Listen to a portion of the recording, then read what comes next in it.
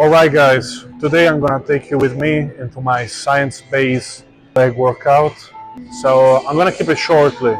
I'm just gonna show you how I warm up and what exercise I do for legs. As you know, my approach to training is high intensity training, so high intensity workout, where we do only one set to failure, every set to failure, every single set to failure, only one set per exercise. So let's start with the warm up.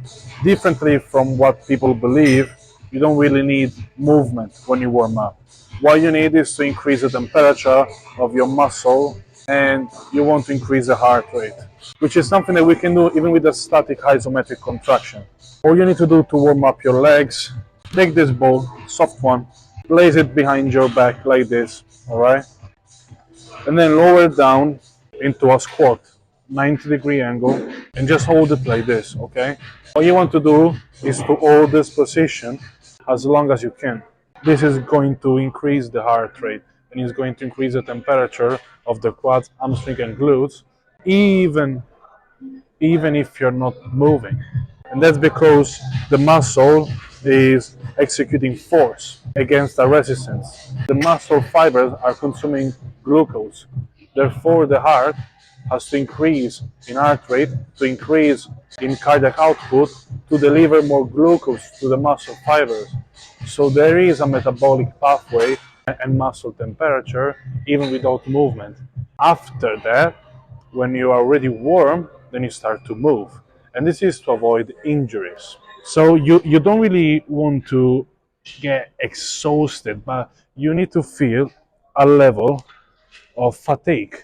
All right, it's starting to get off. All right, I don't have to bring it to failure, but I feel quite warm now.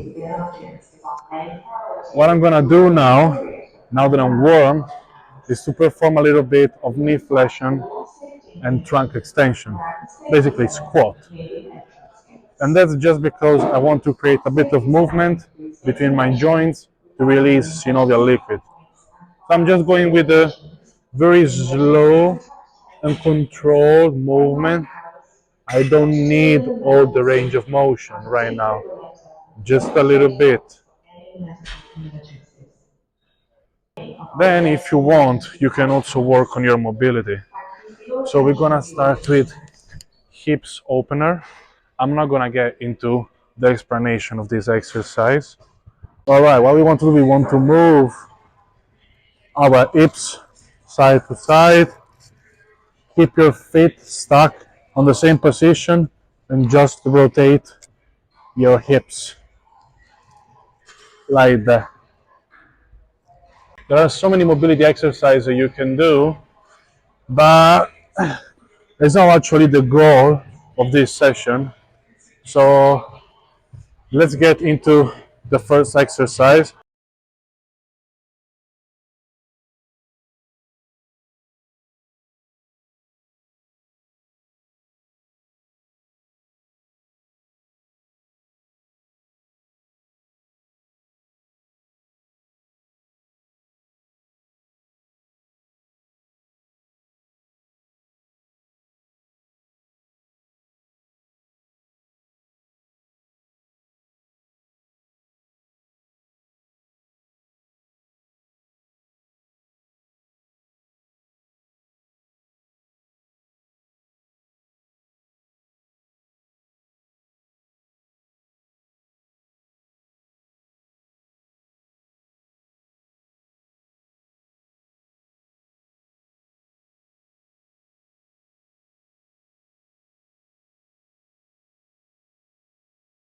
I only did 2 sets of leg press.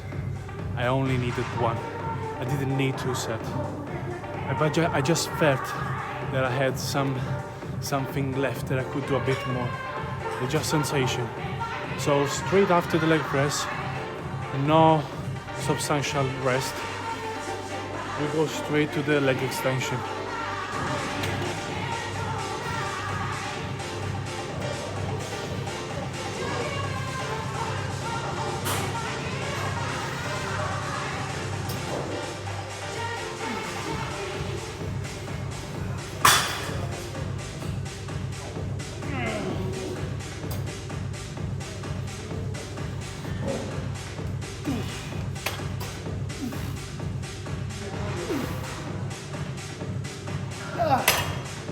yeah, now after this, we go straight to leg curl, straight after, no rest.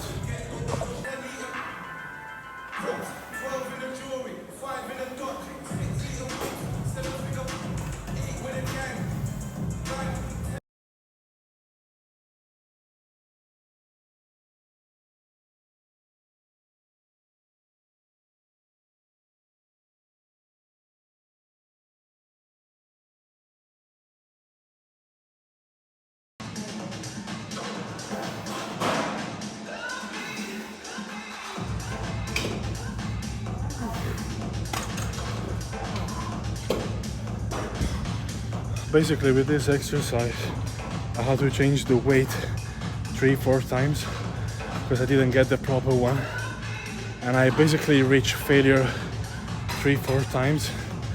I've done 3-4 drop set. Shit, that was tough. Okay, so we did 4 exercise, 4 set per exercise. That's it. 20 minutes of workout. We're not finished yet. We're gonna do calf raises. So yeah, let's go.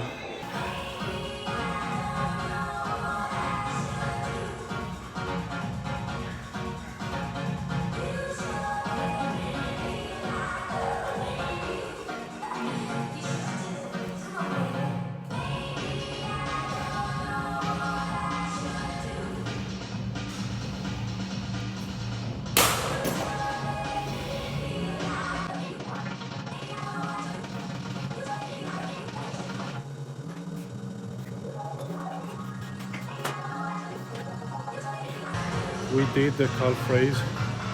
The range of motion was very poor because the machine touched the bottom part too early. It does not allow you to perform a good stretch of the calf. So what I did was modifying the technique of the exercise by making it an isometric exercise. So just holding the positive phase, the end of the positive phase for 5-6 seconds. Yeah, that's it. So what we're gonna do now? What I'm gonna do now is an exercise that people don't really do, and is the tibialis anterior, flexion of tibialis anterioris.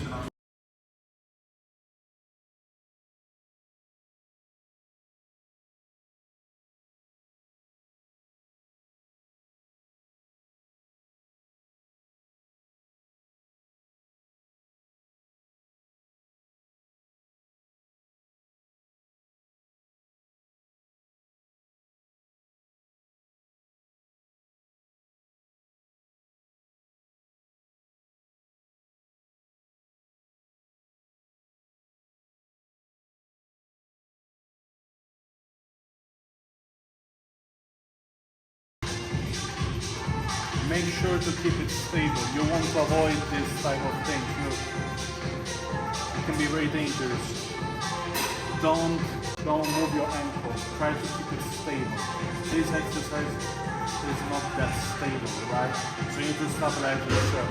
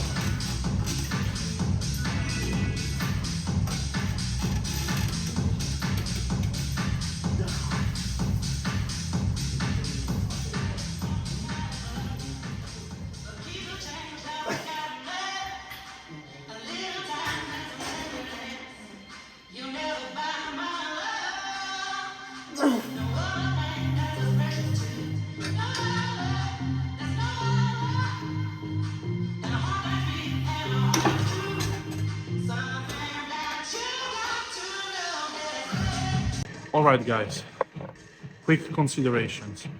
We only did 8 exercises.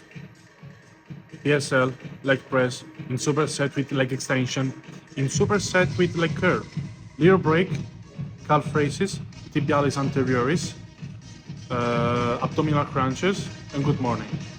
We have targeted posterior and anterior chain of core and leg muscle. This was a very efficient and complete workout. We only did 8 exercises. Now, if you bring every single set to failure, you only need 1 set for optimal muscle growth.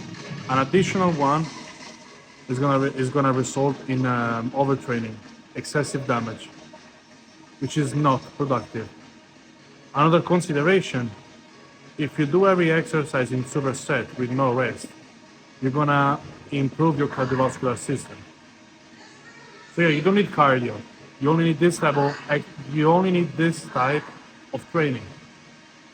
Certain exercises, certain modality are good for me. Maybe are not good for you. So what I would recommend you to do, follow me on my Instagram page and send me a DM if you want me to help you with your body transformation when it comes to training and nutrition. Just to let you know, I never run a cycle of performance enhancing drugs, so I'm drug free. I only do 2 or 1 HIIT session per week because I also do boxing. So sometimes I do 2 HIIT sessions per week with 3 days of resting between each other, upper body and lower body. Guys, that's it.